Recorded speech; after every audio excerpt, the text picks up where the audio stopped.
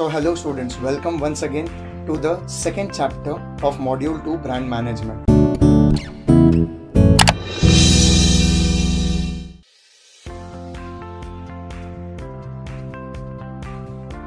I hope so you remember the previous chapter. हमने कुछ discuss किए थे 2-3 main answers, brand elements, its categorization, the way I target those brand elements, right, and get things done for me as a company, as a brand.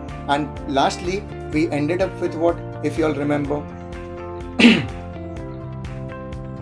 we ended up with IMC, Integrated Marketing and Communication. कौन से channels को मैं पकड़ूं, कौन से channels के तरफ मैं जाऊं to get that brand element inbuilt in the mind of people, and which brand element वो मुझे decide करना है. Identity create करूं, image, positioning की सब कुछ, right? This is what, in short, just to brief you or make you recall कि हमने पहले क्या पढ़ा था, because connection है, right? Moving ahead with certain categories of marketing in branding, ठीक है. ब्रांड प्रमोशन या ब्रांड को मार्केटिंग भी तो करना पड़ता है. सिर्फ एक ब्रांड मैंने लॉन्च कर दिया, राइट, आप उसे नहीं जान पाओगे. जैसे आप मॉन्डेलिस लिमिटेड जानते हो, आप नहीं जानोगे.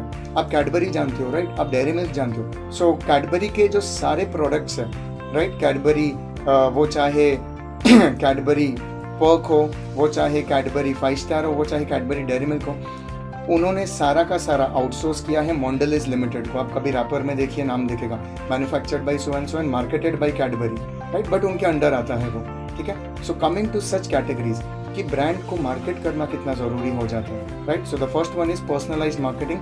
कि पर्सनलाइज्ड मार्केटिंग में क्या होता है, I go personally to people, maybe in malls और maybe at home. Salesmanship भी पर्सनलाइज्ड मार्केटिंग है. एक पर्सनल टच डेवलप होता है.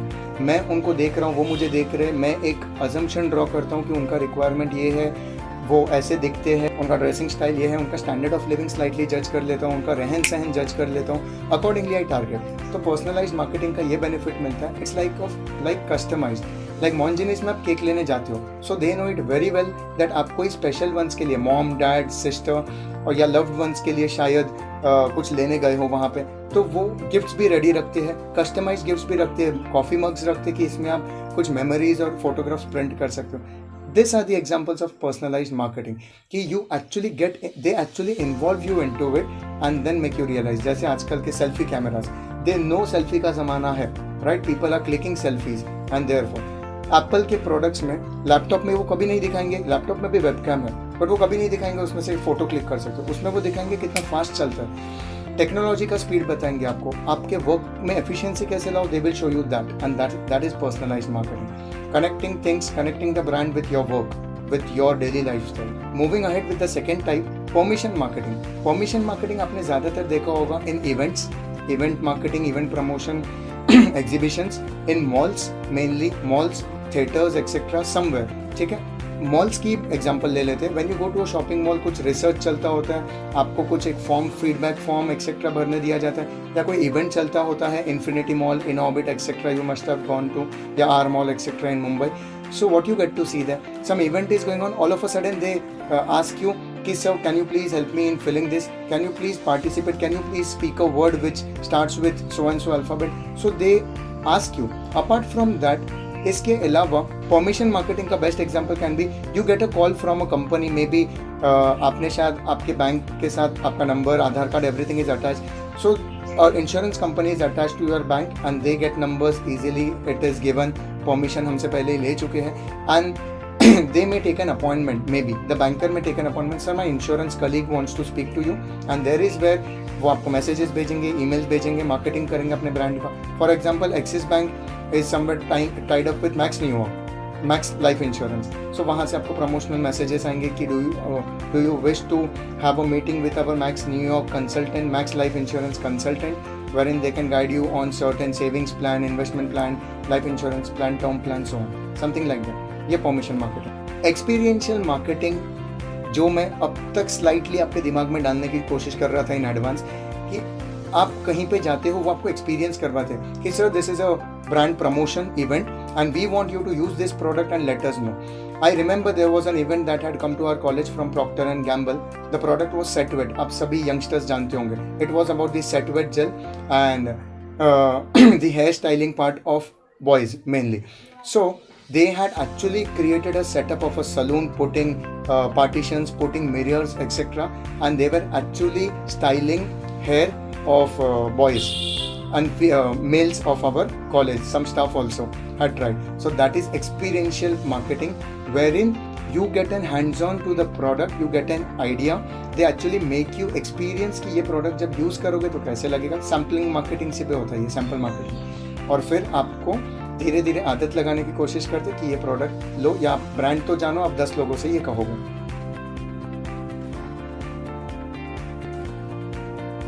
The next one under this is product strategy. How well you will remember the product.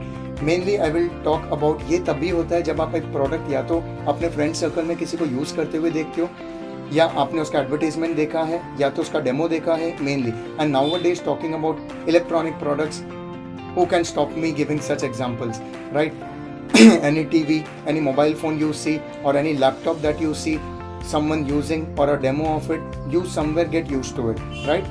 और आपने वो या तो वो पर्टिकुलर ब्रांड या कंपनी का कोई प्रोडक्ट ऑलरेडी यूज़ किया है, एंड देन यू थिंक मुझे तो यही लेना.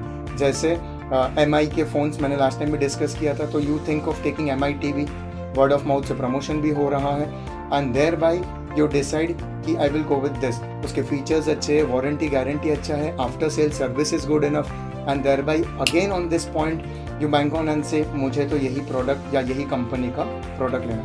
So mainly many companies you will see वो अपने एडवर्टीजमेंट प्रमोशन में कुछ कम पैसे लगाकर प्रोडक्ट क्वालिटी में ज़्यादा पैसा इन्वेस्ट करते हैं, right? You will get to see such products like Dabur, one of the examples, but they come out with various products and advertisements of the same, but somewhere you will get to see promotion भी ज़रूरी है, we understand that जो दिखता है वही बिकता है, but you will get to see they focus on product also, and you will find some companies जो product पे कम focus कर रहे हैं but advertisement, promotion, salesmanship इस पे just push strategy follow करते हैं. So product strategy somewhere goes like what you see in a product is its features, its durability, right? Its look जिसको aesthetic कहते हैं हम लोग, right?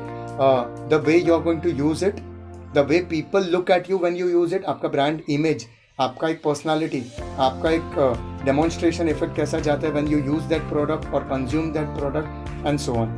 So this is about product strategy which companies try to use. जैसे Titan watch अगर मैं use करूँ या Tagwer use करूँ या Rolex की घड़ी पहनूँ, so it creates a different. तो उन्होंने ये image दुनिया के सामने advertisement के थ्रू डाल दिया है, and thereby when I purchase it I am also paying for the brand image. वो advertisement में भी मैं अपना contribution कहीं ना कहीं दे रहा हूँ, right? Because I'll have to pay to purchase that brand also. With this, I would say a single liner which may create an impact in your mind by learning this.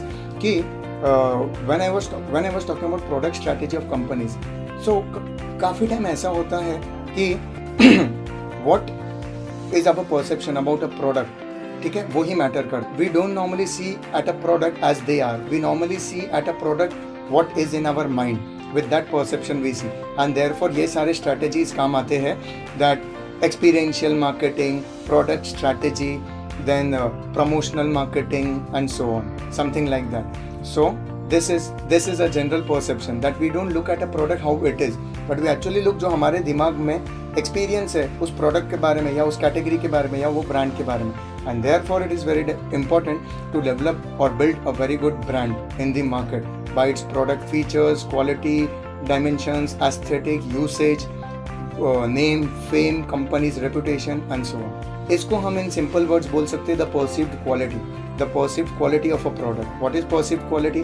कि आपने experience किया है, you have used the product and you have liked it, and therefore company has got to know about it through the market share or the revenue that the company has been able to raise from the market. So company क्या करती है, पहले छोटा Maggi launch किया but धीरे धीरे packets बढ़ाए, बड़ा मैगी भी लॉन्च किया कि people may keep it at home because कभी कभी फैमिली साथ में खाती है, right? It's somewhere like a very enjoyed taste of India, you can say, Maggi. जब इशू भी हुआ था, if you all remember, the brand had such impact in the minds of people. It came back 10 rupees का packet 12 rupees में बेचा उन्होंने, saying that हमने बहुत रिसर्च किया, now we have come back with a product which you can rely on, और लोगों ने फिर से खरीदा. Now again market share of Maggi, Nestle Maggi has gone up. This is perceived quality कि people know उसका test हमें शायद और कहीं से नहीं मिले. Yippee noodles, ITC का Patanjali noodles, Atta noodles had targeted the market. Still Maggi ruled the industry, the noodle market once again. This was about product, not talking about service, slightly differentiate. अगर मैं कोई service branding की बात करूँ, आप जब hotel में जाते हो, रेस्टोरेंट्स में जाते हो, प्रोडक्ट इज ऑल्सो अटैच, तो आप एम्पैथी देखते हो कि आपके तरफ कितना वेल बीइंग है, कितना वेल कल्चर्ड मैनरिज्म है of the person who is servicing you. Salon में जब आप जाते हो आप यही देते हो, पर्सनल टच कितना है, how concern the person is who is giving you that service. आप सर्विस क्वालिटी देखते हो, how courteous that person is, the company is towards you, right. DTH services हम लेते हैं, मोबाइल फ़ोन सर्विस लेते हैं, तो क्वालिटी ऑफ सर्विस देखते हैं, नेटवर्क है कि नहीं, what extra the person or the company or the brand is giving us in service, because product तो कभी मिलता है कभी नहीं मिलता है, right, but service is always about mainly intangible. हम tangibles भी देखते हैं. आप कोई क्लासेस जाते हो तो आप ज़रूर गौर करते हो कि नोट्स क्या मिल रहा है, वीडियोस क्या मिल रहे हैं, मटेरियल क्या मिल रहा है, बैग क्या मिल रहा है, किट क्या मिल रहा है मुझे apart from the study part.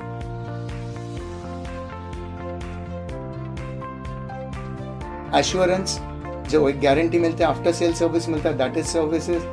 Response कितना क्विक है कि I call the waiter and he comes, I call the customer care and he is resolving my query, या कॉल बैक तुरंत आता है. एयरलाइंस में ये होता है, रेलवे में ये होता है, राइट.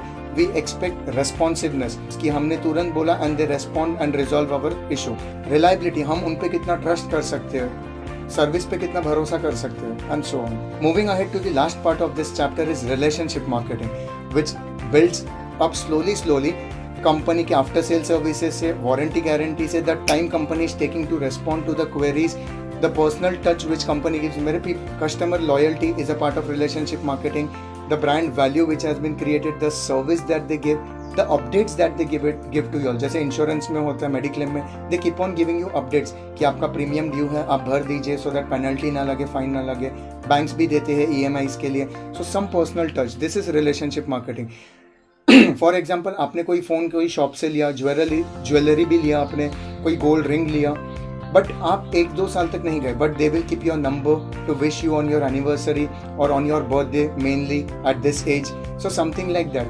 पेरेंट्स के साथ आपने देखा होगा, रेस्टोरेंट्स में जाते हैं, so they have a habit कि while billing they ask for numbers. So ये किसके लिए, वहाँ पे कोई काम के लिए वो ज़रूरत ही नहीं है, but to build a relationship for future, to get you all back again for their company, to generate revenue, to earn profit, and that is all about branding in this chapter. So this was about the second chapter in module 2. Relationship marketing से हमने end किया है. N number of marketing of brands we have seen here, and that is it of about this chapter, the second chapter of brand management under module 2. So see you soon with the next chapter with some more knowledge and information about branding in module 2. Thank you.